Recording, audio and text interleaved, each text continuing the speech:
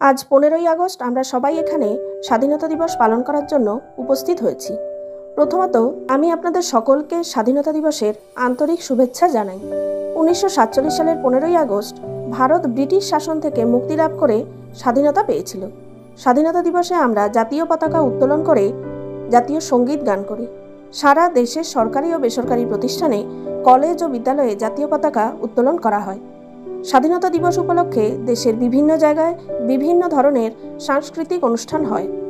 গান্ধীজি, নেতাজি সুভাষচন্দ্র বসু, ক্ষুদিরাম বসু, ভগৎ সিং প্রমুখ লক্ষ লক্ষ শহীদদের আত্মবলিদানের ফলেই আমরা এই স্বাধীনতা লাভ করেছি।